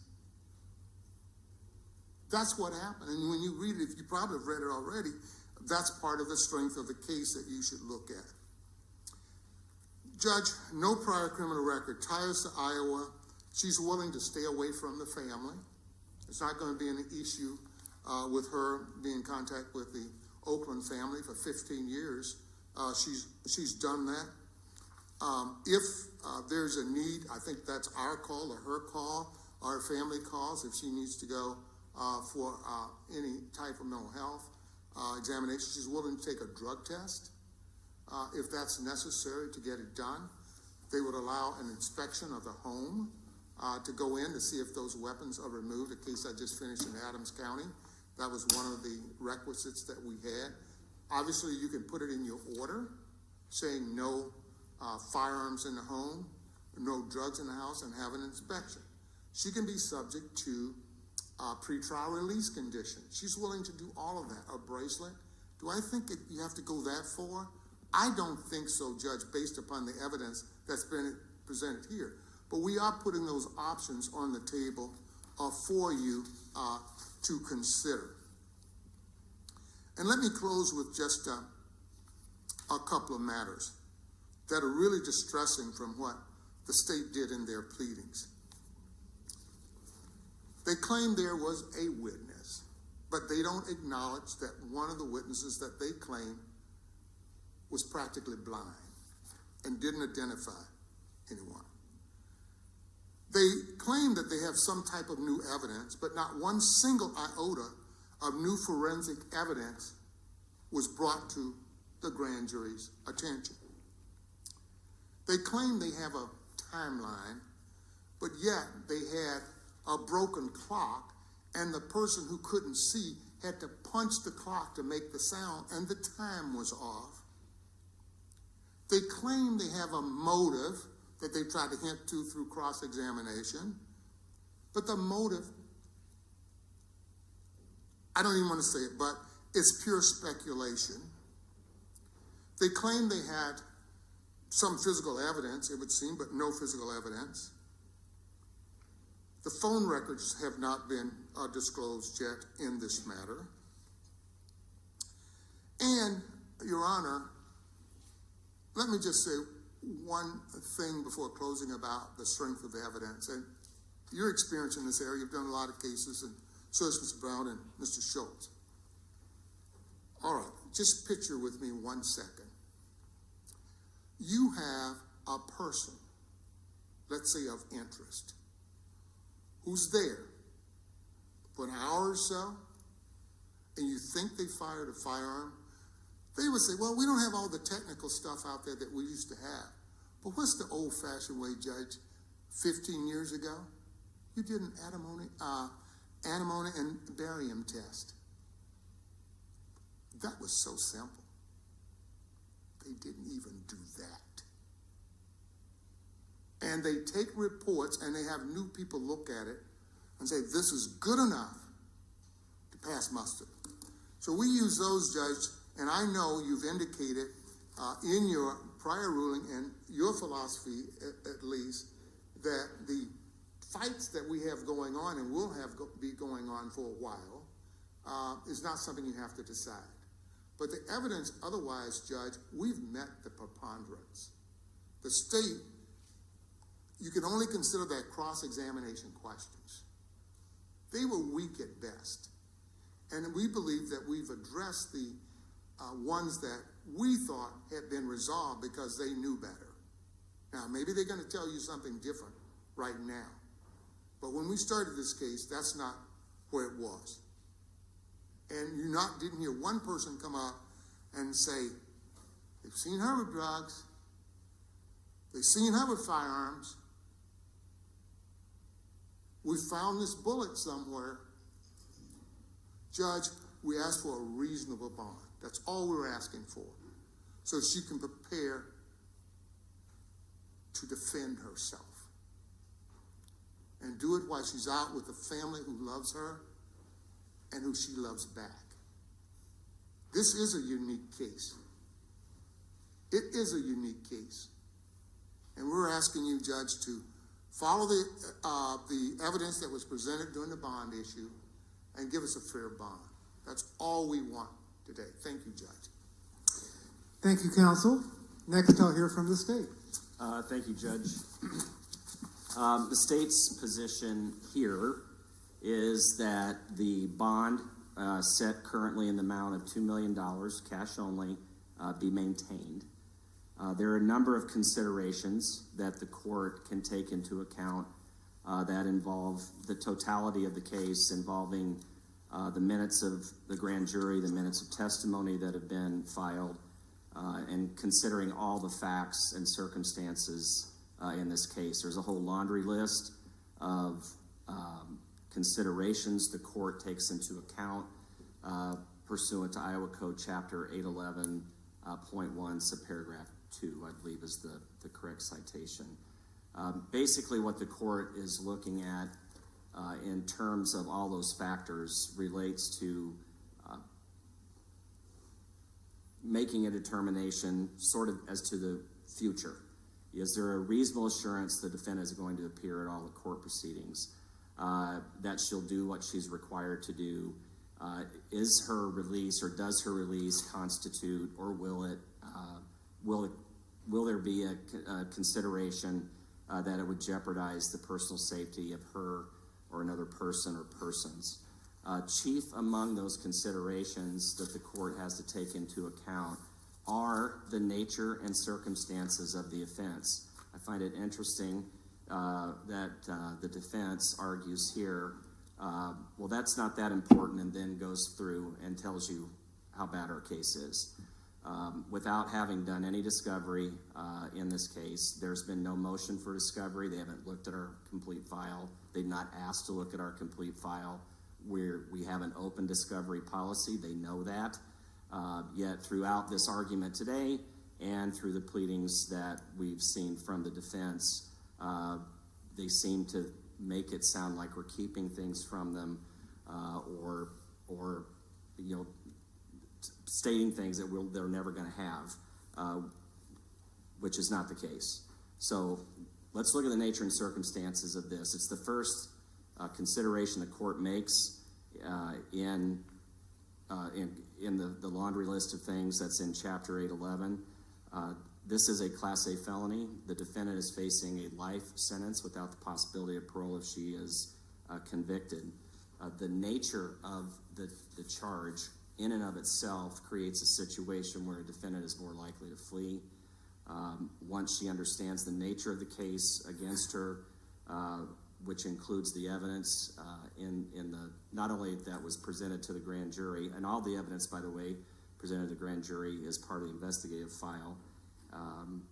But once she's faced with that, in our estimation, it makes her more likely to flee. It also potentially puts other persons in danger. Her life is different now. It was several weeks ago. She's not charged with Class A felony. Now she is. That changes any person's circumstances. She has had access to weapons in the past. There's no assurance the defense can give us that she will not continue to have access to weapons. I don't think there's anything they could really say that would keep us or would provide an assurance to the court in particular that she would not have access to weapons. Concerning the circumstances of this offense, Mr. Parrish has spent some time here this afternoon assailing the investigation and what has been done that needs to be addressed. I'm not going to go through all the details. I'll address the matters that he raised. But this case has been thoroughly investigated. This was not a case that where our investigators said, hey, let's look at this case, and then the next day we were filing it. There's been a considerable amount of time, effort, and energy that has been put into this case over a number of months that they've been working on it. Leads that the defense raises in the pleading they filed yesterday concerning other potential suspects, those leads have been exhausted. The defendant, there was a reference that she had gone to get help from a colleague. That's not accurate. She did leave the scene after the shooting happened. As she returned, there was about a 15-minute period where that happened. The defense has raised the lack of physical evidence like DNA, blood spatter, gunshot residue, that even if those things did exist, they would really have no significant bearing on the investigation. The gunshot residue, I find it interesting that they raised that one in particular. Our laboratory at the DCI has not done gunshot residue testing for 15 plus years because of the lack of reliability of gunshot residue testing. So anyway, given those things, I mean, I agree with Mr. Parrish in the sense that, yeah, this will all come out at some point, but the facts, the nature of the case, the nature of the crime, and the circumstances are factors that the court has to consider.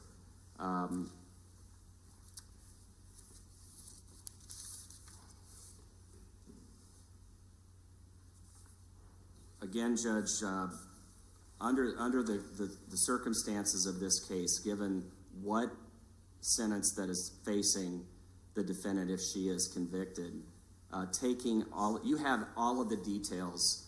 There is a front-end timeline to this offense that occurred. It's 1:56 p.m. It has to do with an email that Ashley Okland sent that was unrelated to the homicide, other than she was making plans for that night.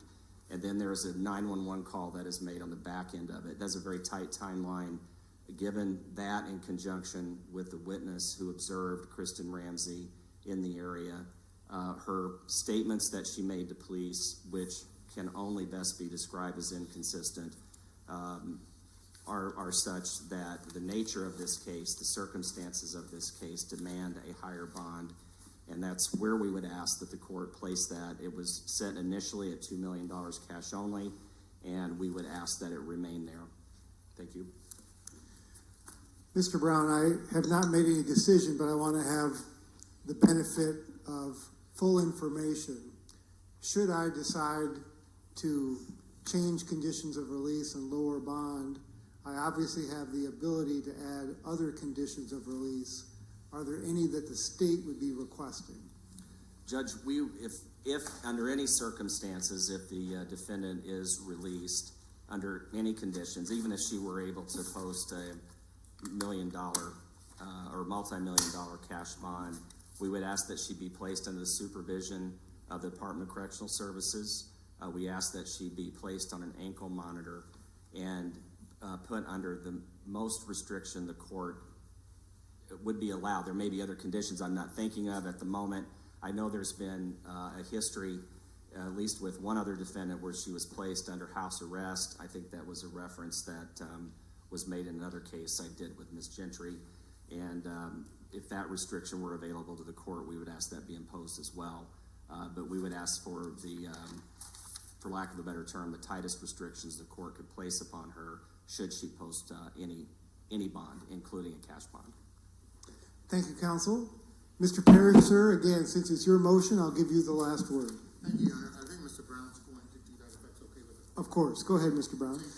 Thank you, Your Honor. May it please the court. It sounds like the state is primarily relying on the nature and circumstances of the offense. And to support that, they want to turn the court's attention to the minutes of testimony, which are the grand jury transcripts. But we want to remind the court to not put as much weight and emphasis on those minutes and those transcripts as the state wants, because under the rules of criminal procedure, that same book that the state held up at the beginning of this proceeding and relied on does not require the state of Iowa to allow us to present any evidence on behalf of Chrissy at that time. And furthermore, those grand jury rules that they rely on require no evidence of mitigation or no exculpatory evidence be presented during the grand jury testimony. So essentially, all of these hundreds or thousands of leads they received, none of that was presented. All of the potential exculpatory evidence that is included in a file that we, for the very first time here, heard that there's an open file policy, when just moments ago we were back in chambers and we were told that it would not be disclosed because it doesn't want to be done in a piecemeal fashion, was available to us. So we're a little bit concerned about some of the statements that are being made here today to the court on the nature and the circumstances. When we don't have a lot of this stuff, the court hasn't seen the exculpatory evidence, and we believe there is exculpatory evidence in there because of past press statements that were made at the time of the offense, leads that were explored, that were never presented. So again, when we're talking about the nature and circumstances and relying on the testimony and the transcripts, be cautious, be careful, because we haven't had our turn yet. And we are waiting for the discovery, and we will defend this case on the nature and the circumstances. Now, also, in terms of there's no assurance that can be given to the court on flight or things like that, Judge, or access to guns, which is what we heard in the state's argument. I mean, the court can give assurances, and they're called court orders. If there is a situation, take it out of the context of this case, there's a dispute between two married folk. There is a no contact order that is entered. That no contact order gives assurance that somebody's going to be protected, that gives assurance that somebody's not going to be within the vicinity of that person. That same kind of assurance can be given in this case through a court order, preventing Chrissy from having access to firearms, to anything else that the court is concerned about. So absolutely, the court can give assurances to the community that Chrissy doesn't pose a risk of harm because the court has directed her to. And there's contempt for that. And there's revocation of bond and all of those consequences that would be available. So yes, this court absolutely can give assurances to the public. Now, I'm not going to belabor the other factors because they overwhelmingly support a drastic reduction in bond in this case. The state focused on one or two, but we have family ties. We have seamless employment over Chrissy's entire life. We have her character. We have discussed there's no mental health issues. There is a lifetime length of residency in the community. There's no record of convictions, sans a speeding ticket. There's been no issue with court appearances because she's never been in trouble before. All of these factors, Your Honor, support that dramatic reduction in bond. Now, I know every case is different, but the prosecutors did cite to two cases out of Dallas County where the defendants, I believe, started out with a $1 million bond. One of those cases, I'm not sure if a bond review was even asked. In the other case, the defendant had a pretty significant criminal history that the state relied on for the $1 million bond to remain where it was. And if those are $1 million bonds in those cases, we feel like that should be the ceiling where the court starts considering this case and go down from there. And if you look at all of those factors, they do support what we're asking, which is a $100,000 bond. We would be able to post an unsecured 10% of that amount to the clerk of court. We would agree to electronic monitoring. We would agree to a curfew. We would agree to being appointed a pretrial release officer with the Department of Correctional Services or any other designee that the court deems appropriate. You heard unequivocally the evidence in this case, including over 70 pages of community support. You heard from witnesses who Chrissy is. Her character since she was a child until now has been unwavered. There's no evidence that there is anything different in who she is now and it is against who she was then. That's why we're asking that the bond be reduced to the request that we made. Thank you, counsel. Well, I want to end where I began by acknowledging that I understand that the outcome of this hearing is important to all concerned. I have an important responsibility to make a determination of the motions that are pending before the court. And just so the parties know and the people here watching know, the court has discretion in this proceeding. But my discretion is just not unlimited. It's not my whim. There are certain factors that I have to decide and have to consider, including the law, a number of characteristics of the defendant, a number of factors.